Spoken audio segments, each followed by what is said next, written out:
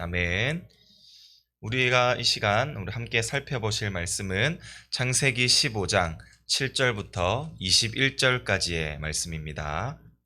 창세기 15장 7절부터 21절까지 말씀입니다. 우리 구약성경 18페이지가 되겠습니다. 창세기 15장 7절부터 21절까지 우리 다 찾으셨으면 한 절씩 교독해서 읽도록 하겠습니다. 또 그에게 이르시되 나는 이 땅을 내게 주어 소유를 삼게 하려고 너를 갈대아인의 우르에서 이끌어낸 여호와니라.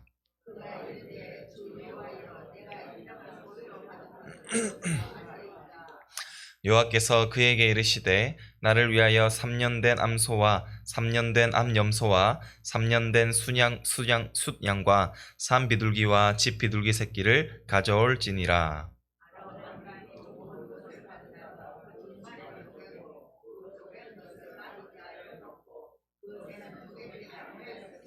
솔개가 그 사체 위에 내릴 때에는 아브람이 쫓았더라.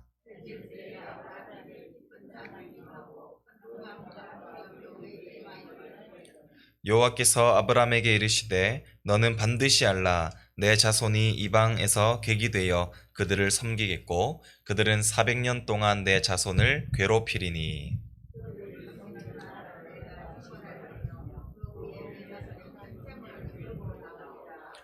너는 장수하다가 평안히 조상에게로 돌아가 장사될 것이요.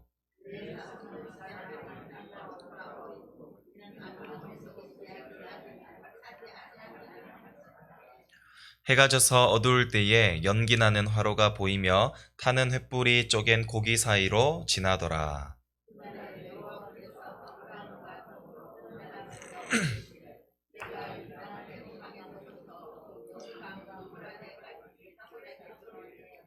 곧 겐 족속과 그니스 족속과 간몬 족속과 같이 보겠습니다. 아모리 족속과 가나안 족속과 기르가스 족속과 여부스 족속의 땅이니라 하셨더라. 아멘. 할렐루야. 네, 오늘도 하루의 첫 시간을 우리 하나님께 기꺼이 드리기 위해서 나오신 우리 모든 성도님들 가운데 또 마음에 소원하는 모든 기도 제목들과 또 오늘 말씀이 깨닫게 되는 그 큰 은혜가 함께 임하시기를 간절히 소원합니다. 우리 하나님께서는 환상을 통하여서 아브라함에게 찾아오셨고 근심하고 있는 아브라함에게 두려워하지 말라고 위로해 주셨습니다. 그러나 이 아브라함의 나이가 80세가 될 때까지 또 자녀가 없었으므로 그는 상속자를 예비해 두었어야만 했습니다. 그는 아브라함의 신실한 종 엘리에셀이었죠. 그러나 하나님은 엘리에셀이 상속자가 아니라 바로 내 몸에서 날 자가 상속자가 될 것이라고 말씀하셨습니다. 아브라함은 비록 나이가 80이 넘어 태가 끊겨져 가고 또 아내는 불임으로써 아이를 가질 수 없는 그런 상황과 또한 자신의 몸에서부터 한 명의 자녀도 없었지만 하나님께서는 하늘의 후손을 별과 같이 많게 하시리라는 그 하나님의 그 약속에 대하여 말씀에 믿음으로 아멘하며 반응하였고 하나님은 그 아브라함의 믿음을 의로 여겨 주셨습니다. 그리고 하나님은 계속해서 환상으로 말씀하여 주십니다. 따라서 우리가 어제까지 살펴본 본문이 바로 이 약속의 자녀에 대한 말씀이었다면 오늘 살펴볼 본문은 바로 땅에 대한 약속의 말씀인 것입니다. 하나님께서는 또 한 번 환상 가운데에서 아브라함을 불러낸 목적을 말씀하여 주시는데요. 우리 7절을 한번 다 같이 읽어보도록 하겠습니다. 또 그에게 이르시되 갈대아인의 우르에서 이끌어낸 여호와니라. 아멘. 하나님께서 갈대아 우르에 살고 있던 아브라함을 부르신 이유가 무엇이라고 말씀하고 있습니까? 바로 약속의 땅을 주기 위한 목적으로 아브라함을 불렀다고 말을 하고 있는 것입니다. 그러나 아직 아브라함은 자신에게서 날 자녀가 누구인지 모르는 것처럼 자신에게 주어질 땅이 어디인지 아직 알지 못하는 상황 가운데 있었습니다. 따라서 땅을 주신다는 하나님의 약속은 있었지만 어떤 땅을 어떻게 차지하게 될 것인가에 대한 이 사항은 아직까지 불분명한 상황이었던 것이었죠. 따라서 아브라함은 하나님께 내가 이 땅을 소유로 받는다는 것을 무엇으로 알 수 있겠습니까? 라고 표징을 요구합니다. 그랬을 때 하나님은 3년 된 암소와 또 암염소와 수양 그리고 산 비둘기와 집 비둘기 새끼를 가져오라고 명령하십니다. 아브라함은 하나님이 말씀하신 대로 모든 이 짐승들을 취하였고 그들을 죽여 둘로 쪼개어 놓았습니다. 그리고 그 쪼갠 것을 이 일정한 간격으로 이 마주보게 하여 배치해 두었습니다. 그러나 새들은 쪼개지 아니하였죠. 이 의식은 이 조약 체결 의식으로서 두 당사자가 동물을 죽여 쪼갠 고기 사이로 지나가게 됩니다. 그리고 만일 당사자가 이 조약 조건에 충실하지 아니하면 그들도 쪼갠 고기와 같이 쪼개지게 됨으로써 자신의 생명을 내어거는 이 보증하는 의식인 것이었습니다. 아브라함이 하나님께서 이 명령한 모든 것들을 다 마치고 이제는 언약을 체결할 일만 준비하고 있는 그 가운데에 아브라함은 깊이 잠에 빠지게 됩니다. 이때 하나님은 아브라함에게 앞으로의 역사 가운데 있게 될 사건들을 또 환상으로 보여주시는데요. 그것은 하나님이 아브라함에게 약속대로 후손을 주시고 가나안 땅을 주시기 전까지 어떠한 과정으로 역사를 섭리하실지에 대한 전체적인 그림을 보여주시는 것입니다. 단 가나안 땅을 주시되 아브라함이 차지하게 될 것이 아니라 바로 그들의 자손들에게 주실 것과 또 그들의 자손들이 400년 후에야 그 땅을 소유하게 되리라는 것을 보여주신 것이었죠. 이것은 우리가 잘 알듯이 이스라엘 백성들이 애굽에서 객으로 학대를 당하고 희생을 당하게 될 것이라는 이 최초의 예언이 오늘 이 아브라함의 환상 가운데 나타나게 되는 것입니다. 그렇다면 왜 아브라함의 후손들이 이 400년이라는 이 긴 기간 동안 이방의 객으로서 고통을 당해야만 했을까요? 그것은 이 16절에 기록된 대로 아모리 족속의 죄악이 아직 가득 차지 않았기 때문이었습니다. 여기서 아모리는 이 가나안의 모든 거민들을 의미하는데요. 아직까지 하나님께서 가나안을 심판하여 그 땅에서 몰아낼 때가 이르지 않았기 때문이라는 것을 하나님께서는 말씀해 주시는 것이었습니다. 그러나 그 기간이 다 찼을 때 백성들을 압제했던 이 나라의 운명은 분명합니다. 우리 14절을 우리 함께 읽겠습니다. 그들이 섬기는 나라를 내가 징벌할지며 그 후에 내 자손이 큰 재물을 이끌고 나오니라. 아멘. 하나님께서는 이 아브라함의 후손들을 영원히 그 이방의 나라의 객으로서 고통당하게 두시지 아니하시고 그 나라를 심판하실 것이며 비록 그들의 아브라함의 자손들은 큰 희생을 치루어야만 하겠지만 그 대가로 아주 큰 재물을 이끌고 나와서 약속의 땅을 반드시 성취하게 되리라는 이 약속하시는 하나님의 말씀을 볼 수가 있는 것입니다. 단 아브라함은 이 땅을 이 400년의 이 고통을 당하지 아니하고 이 땅에서 장수하게 될 것이며 이 역사는 앞으로 아브라함의 손자 야곱과 그의 아들들이 애굽으로 이주한 해부터 시작될 것입니다.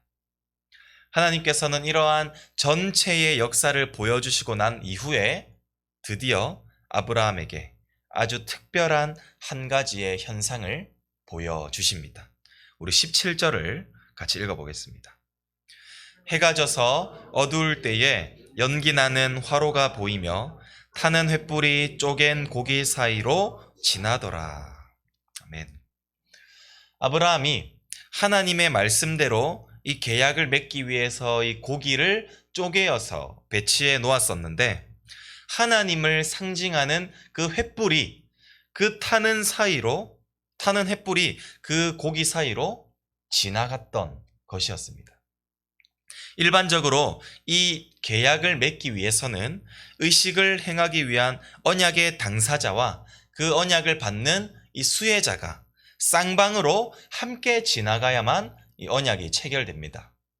그러나 지금 이 계약에는 하나님 한 분만이 지나가신 것입니다. 지금 이것이 무엇을 의미합니까? 이 땅을 얻기 위하여 아브라함에게는 그 어떤 책임과 의무도 부과되지 않는다는 것입니다. 단지 하나님 한 분께만 땅에 대한 약속을 아브라함과 그의 자손들에게 반드시 이행하겠다는 그 의무와 책임이 부과된 것입니다. 더 나아가서 하나님은 아브라함에게 약속하신 땅을 반드시 주시기 위한 조약을 체결하시되, 만약 이것을 지키지 아니한다면 자기 스스로에게 심판을 내리시어 쪼개어진 짐승과 같이 내 생명을 내어 놓으시겠다는 그 선언을 지금 하나님께서 혼자 체결한 것입니다. 이것은 하나님이 하신 약속대로 그 땅을 주시겠다는 뜻으로서 하나님의 생명의 담보로 제공하시고 맹세로 보증하여 주시는 것입니다. 우리는 이것을 좀 신학적인 용어로서 횃불 언약이라고 말을 하고 있습니다. 이것은 그러나 정말 대단한 은혜가 아닐 수가 없습니다. 내 것이 아닌 것을 우리가 거저 받는 것도 너무나도 감사한데, 이것을 주시기 위해서 지금 하나님께서는 자신의 목숨을 담보로 내놓으면서까지 그 약속을 지키시겠다고 말씀하여 주시는 이 하나님의 성품을 우리가 볼 수 있는 것입니다. 그리고 하나님은 주어질 약속에 대한 땅에 대한 이 정보를 조금 더 선명하게 드러내 보이시는데요. 하나님은 아브라함의 자손에게 10족속의 땅을 주기로 말씀하십니다. 이 10족속은 정확하게 가나안 땅에 속하는 민족들이었습니다. 곧 하나님께서 주시고자 하시는 이 땅은 바로 젖과 꿀이 흐르는 가나안 땅이었던 것이었죠. 우리가 어제 살펴보았듯이 약속의 자녀가 내 후손에서 내 몸에서 날 자로 선명해졌던 것처럼 약속하신 이 땅에서 10족속의 땅으로 선명해진 것이었습니다. 사랑하는 성도 여러분, 말씀을 맺고자 합니다. 하나님께서는 약속의 땅에 대한 아브라함의 이 표징을 보증하시기 위해서 하나님께서는 홀로 횃불 언약을 맺어 주셨습니다. 이것은 하나님의 목숨을 담보로 하는 아주 확실한 언약인 것입니다. 그렇다면 실제로 이 약속이 하나님께서는 이 약속하신 바를 그대로 이루셨을까요? 성경의 역사를 우리가 추적해서 올라가 본다면 하나님은 약속하신 바를 신실하게 그대로 다 이루어 주셨습니다. 하나님은 약속을 반드시 지키시는 분이라는 사실을 우리는 깨닫게 되는 것이죠. 그렇다면 오늘날 우리에게도 약속하신 이 구원의 약속에 대해 이러한 방식의 증거를 우리가 요구할 수 있을까요? 물론 횃불 언약과 같이 눈에 보이는 이 가시적인 보증은 우리가 더 이상 요구할 수도 볼 수도 없을 것입니다. 그러나 하나님께서는 우리에게 확실한 이 구원의 약속에 대해 보증해 주셨습니다. 우리 고린도후서 1장 20절부터 22절까지를 제가 한번 읽어드리겠습니다.